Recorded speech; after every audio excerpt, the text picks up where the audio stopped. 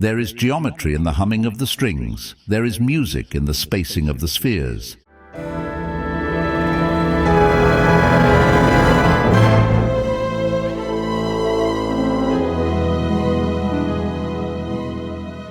Imagine the universe as a vast symphony, its harmony woven from unseen vibrations. Centuries ago, Pythagoras envisioned musica universalis, a cosmic order where planets move in orbits tuned to a mathematical proportions, creating a music not heard but felt to reflect a geometric harmony in the structure of space-time. The heavenly motions are nothing but a continuous song for several voices, perceived not by the ear, but by the intellect, a figured music which sets landmarks in the immeasurable flow of time. In the early 17th century, Johannes Kepler took Pythagoras' dream of cosmic harmony and transformed it into a science. In his book Harmonies Mundi, or the Harmony of the World, Kepler showed that planetary orbits follow mathematical patterns, creating a kind of music, not of sound, but of motion and proportion. Kepler went so far to assign musical notes and scales to the motions of each planet, translating the solar system's geometry into a kind of a cosmic music. His work revealed that the universe's structure is not random, but deeply musical at its core. This ancient idea resonates today in string theory, a profound framework that redefines the essence of reality. Consider this: at the heart of everything, stars, planets, light, even us, lie unimaginably tiny one-dimensional vibrating string. Each mode of these vibrations show up to us as different particles: an electron, a quark, a photon, and so on, like note from a violin. The varied overtones of these strings make and compose all the universe with its diversity. In string theory, a little elementary particle is replaced by a small vibrating string. It can vibrate in many ways, just like a piano string vibrates in many ways, giving us middle C and its higher overtones. So one of these strings can vibrate in different ways, giving us electrons, muons, and other elementary particles. So the richness and beauty of music comes from the interplay of the higher harmonics. A tuning fork produces approximately a pure tone, but it sounds ugly to the human ear. The sound of a violin string or a piano string is far more beautiful because of the interplay of the higher harmonics. In the case of these strings, they vibrate in many different ways, and the richness of elementary particles comes from the different shapes of the possible vibrations. But these strings don't confine themselves to the familiar three dimensions we know of length, width, and height. Superstring theory needs 10 dimensions in total. 3 large spatial ones, 1 of time, and 6 crulled up spatial dimensions. Then comes M theory that unifies all versions of superstring theory. It adds 11th dimension. The geometry of those strings thought to unify together all the forces of nature: gravity, electromagnetism, and the strong and weak nuclear forces. String theory, as a potential theory of everything, aims to unify the smallest vibrations with the largest structures in the universe. The power of string theory is that it unifies the forces of nature. For example, is time travel possible? Einstein's theory says yes, but is it really true? We don't know. What happened before the Big Bang, before creation itself? What lies on the other side of a black hole? All these questions cannot be solved with the present understanding of physics. But that's where string theory comes in. String theory is a theory of everything. And yet, string theory remains unproven, a bold hypothesis awaiting confirmation. Testing it is daunting. Its strings are so tiny, observing them directly requires energies far beyond our current technologies. Like trying to hear a whisper in a storm. But despite this, its importance lies in its potential to unify physics, offering a framework where all the forces and particles sing in harmony.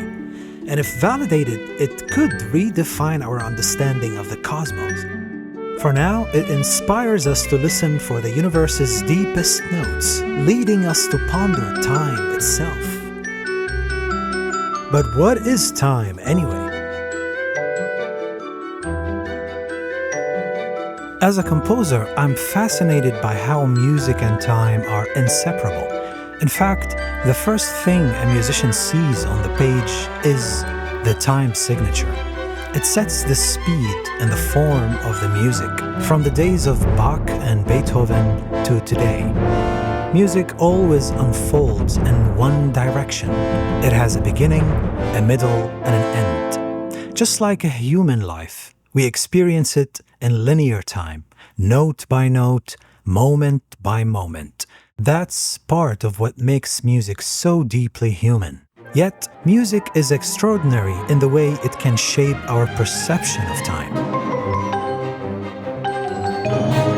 A triumphant march can propel us forward, inspiring us to move, to work, to exercise, or even steering armies in history.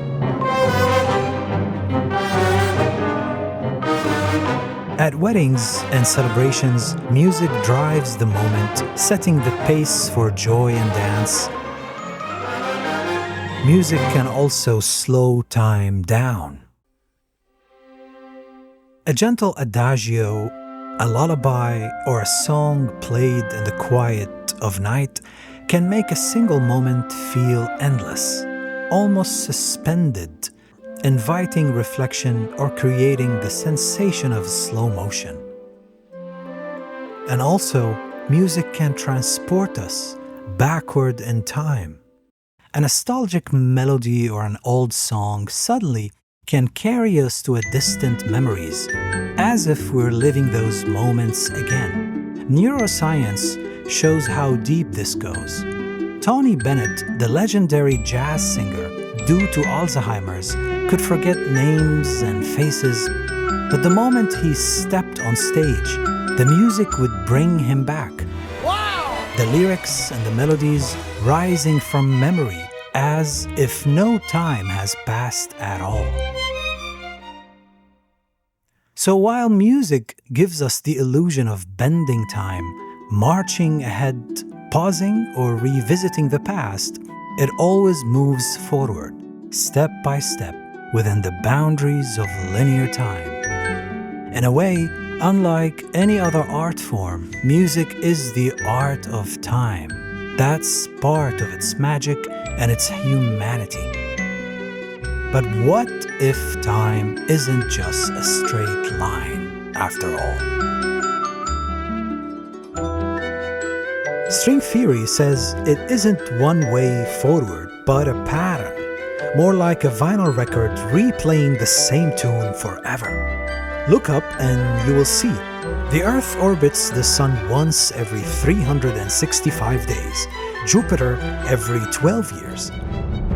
These orbits are cosmic drumbeats, looping again and again and again.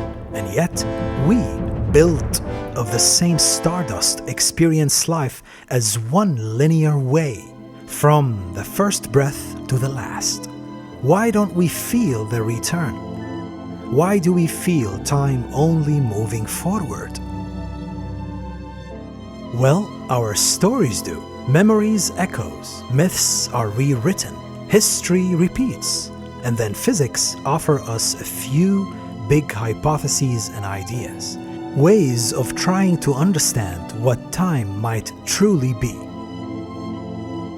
One idea is called cyclic cosmology, or the bouncing universe. Think of the entire universe itself as a balloon. It expands outward for billions of years, stretching space as it grows.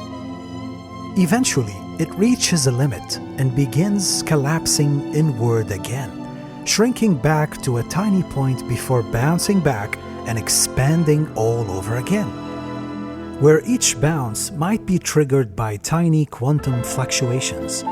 those subtle changes or ripples within space itself. This could mean that our Big Bang wasn't the actual beginning, but simply one bounce among many, if not infinite, Big Bangs repeating in a cosmic infinite rhythm. Another idea is eternal inflation, or the bubbling multiverse. Imagine our whole universe as just one bubble, floating inside a giant, endlessly fizzing champagne of bubbles. Each bubble in this massive champagne bath represents another universe, each with its own beginning, its own timeline and space.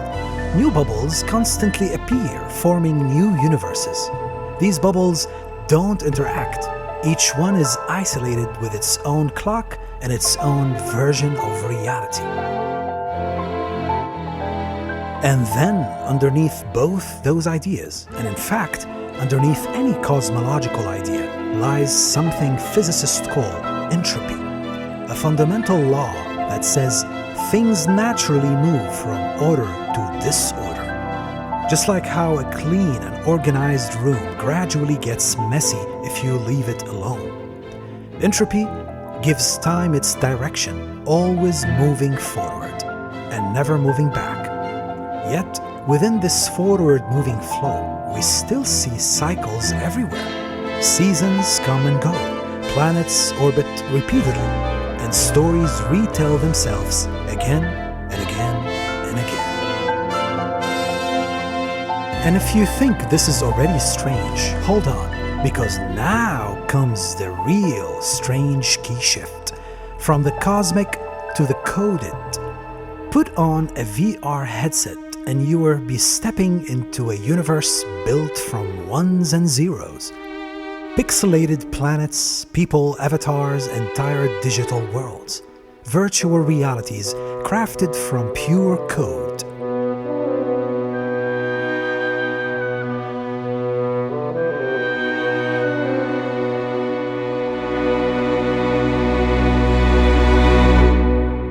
In some way, composing music is a form of coding.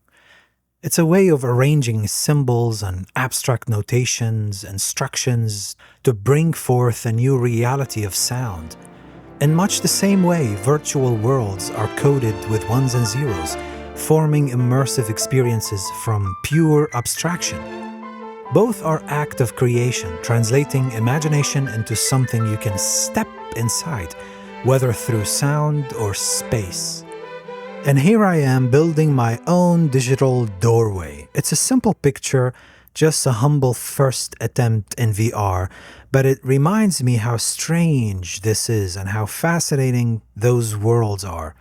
In a funny way, I'm coding myself inside this digital world. If these worlds become realistic enough to truly live inside, can we still call them just games? Or are they now new dimensions of reality itself, glowing inside our devices?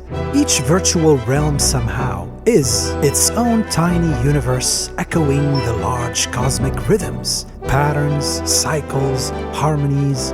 In a way, we are all like string theorists, marching into new dimensions, testing just how far we can reach.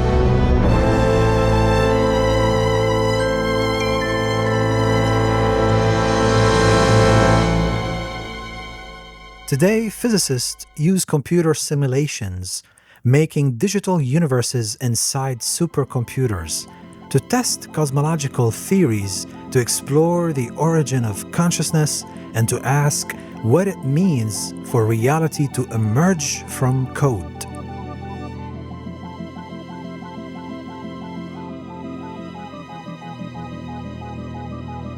And what if these worlds have already existed, much like mathematics, waiting to be discovered, and are we simply uncovering them?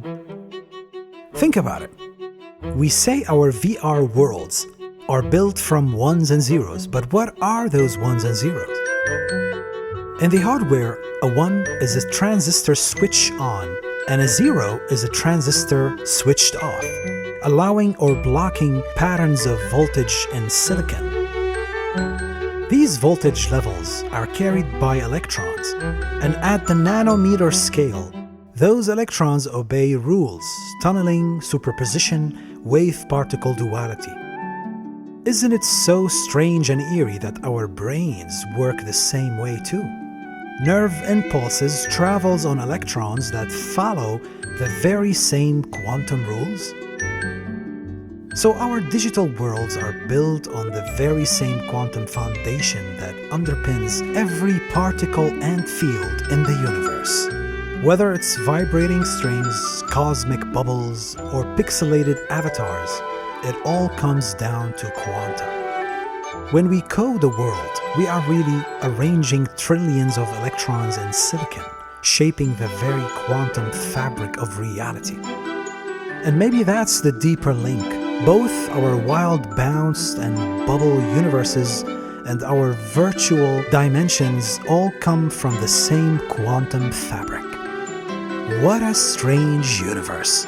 Some part of our being knows this is where we came from. Something is still missing in our understanding for sure. Something will always be missing. And yet, there must be a hidden link to explain it all. A deeper harmony. There must be a synchrony. Because the cosmos is also within us.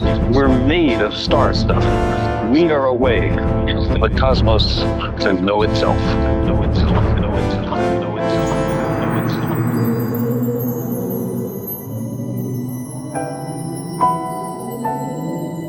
In 2003, NASA's Chandra X-ray Observatory discovered something extraordinary in the Perseus Galaxy Cluster, which is 200 million light-years away from us. They discovered a supermassive black hole producing actual pressure waves in space. These waves are in essence sound waves, but at a frequency so low that it would take millions of years for a single wave to pass by. The frequency of those waves matches a B-flat note.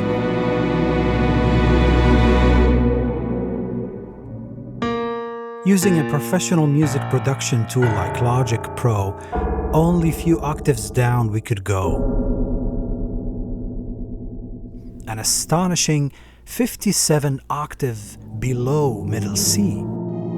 To make this cosmic B-flat audible, scientists scaled the frequency by 57 octaves up, transforming it into something we could actually hear. Now you might be wondering, how could be there a sound in space where there is no air?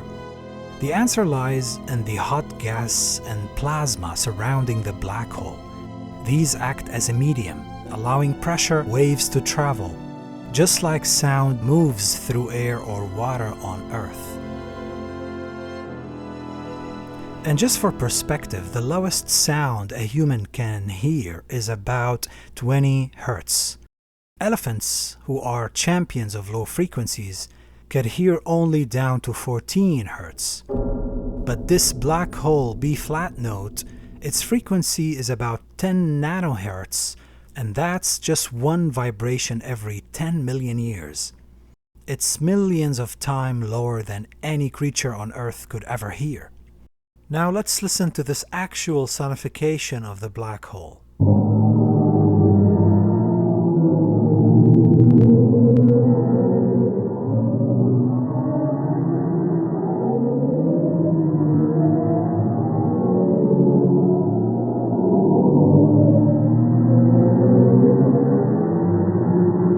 Imagine this deep cosmic tone of black hole playing against a human orchestra.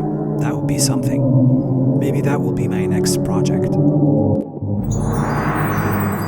Drawn by the music of cosmic harmonies, it can take us anywhere in space and time. There is geometry in the humming of the strings. There is music in the spacing of the spheres. Pythagoras' legacy in music theory and science stands as a testament to his multi-dimensional genius.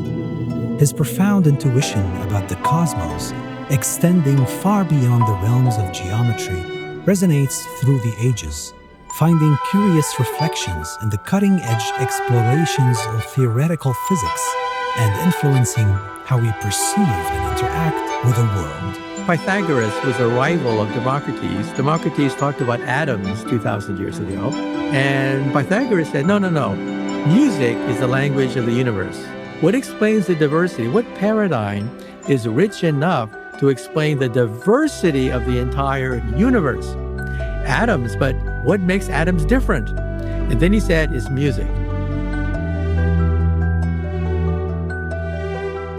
The heavenly motions are nothing but a continuous song for several voices, perceived by the intellect, not by the ear.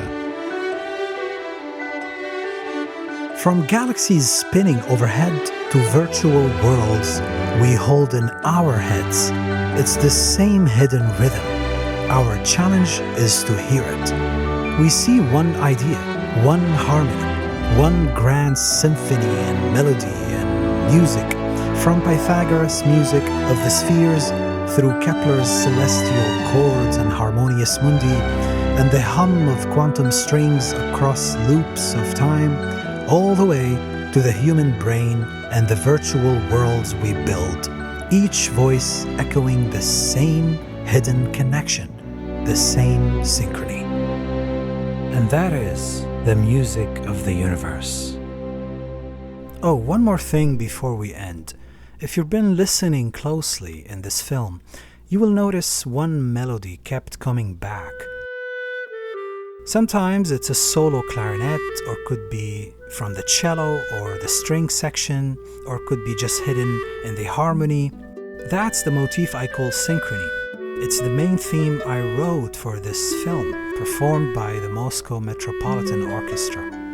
It's like a pattern in nature, in my view. It always there. It comes back, connecting everything in my mind, no matter how much the music changes. These films are my way of learning and finding connections between things that fascinates me. If this inspires you to wonder, to listen differently, that's more than enough for me. Thank you for listening, enjoy the music, and thank you for watching.